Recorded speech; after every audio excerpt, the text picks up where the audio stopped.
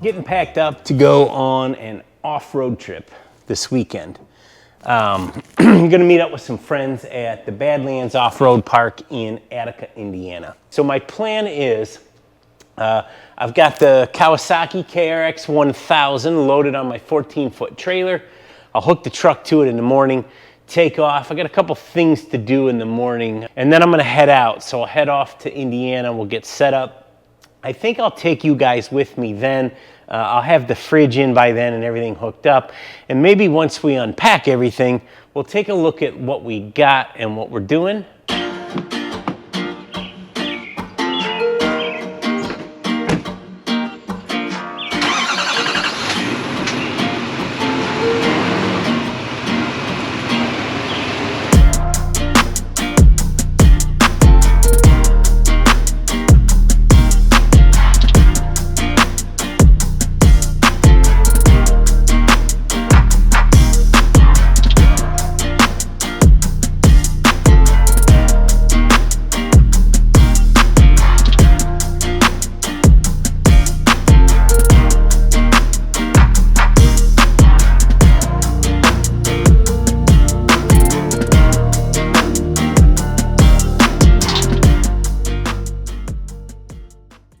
All right, well, we're here at the Badlands Off Road Park in Attica, Indiana. Man, this place is, it's packed already.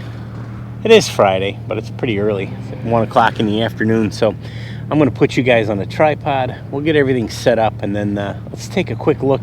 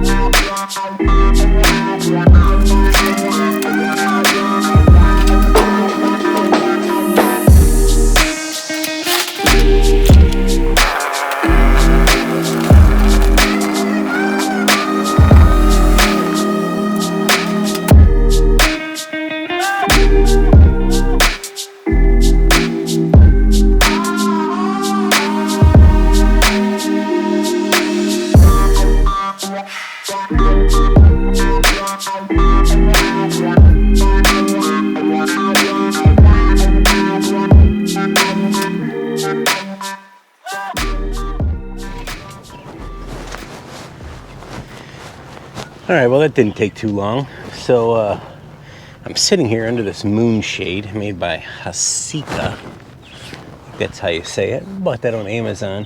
I like it because I can use it on multiple different campers, setups, if you will. So I've got it here in my truck camper, but when I take my little camper out or my Overland trailer, gear hauler, I'll be able to use it for all of those things.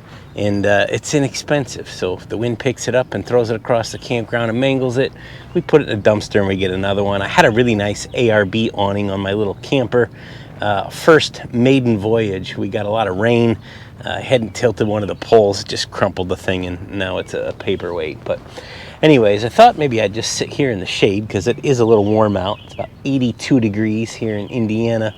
It's not that warm, But we could talk a little bit about the gear and what I did in this camper setup, and I'll walk you guys through it in B-roll, so it'll be like we're taking a tour without having to stand out in the sun and do it. So this is my 2022 Chevy Silverado 2500 HD with a Duramax diesel in it. We've got the Kawasaki KRX 1000 behind us on a 14-foot landscape trailer. Not a real fancy setup, but it works really well for me. So I put this ARE topper on here, and if you watch some of my other videos, I built this toolbox in the side of it that holds tools and things that I need just for day-to-day life and my real job. But it allows me to leave a lot of those things that are kind of crossover for camping, overlanding, off-roading. We use those tools as well. I keep some supplies in there, some Ziploc bags, paper towel, toilet paper, things like that that I just leave in there whether I'm camping or not. And then it's ready to go. And whoop, there's a big bee, horsefly. From time to time we use those things, you know, on regular day-to-day chores, not just necessarily for camping. So on the outside of the truck, I've got this tailgate tire table. I bought this off Amazon as well. We're trying this out. This is the second time I've used it. Sorry, it's a little noisy around here too. It works really well. I've got another table that's like one of these fold up, kind of like a camping chair. I like that. This is much more sturdy, quicker to set up. It's not as small when you go to transport it, but that'll be fine too. I am sitting in the Cabela's Sportsman XL camping chair. I like these. They're a little higher, a little stiffer, hard sides to get in and out. If you've been watching the channel, I have lost 130 pounds recently.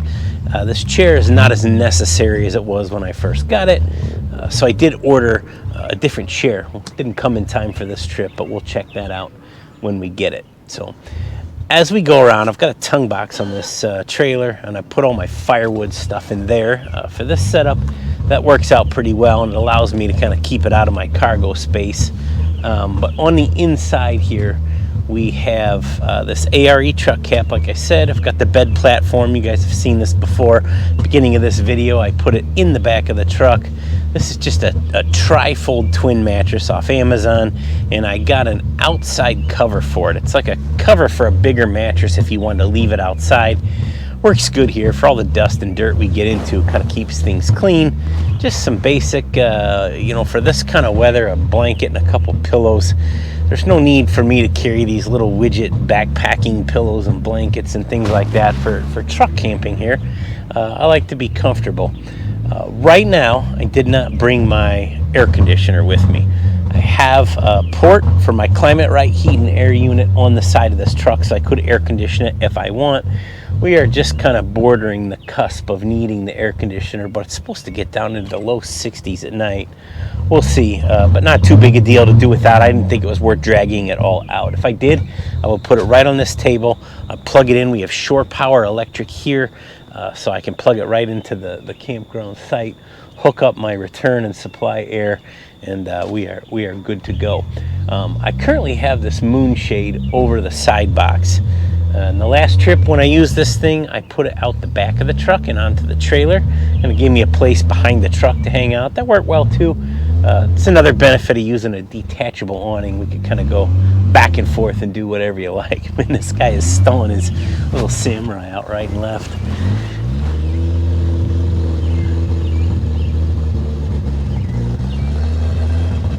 Must be having a little trouble with it, but anyway, so on the inside of the camper, I've got this, shore power from the outside. That's where I have the cord plugged in here.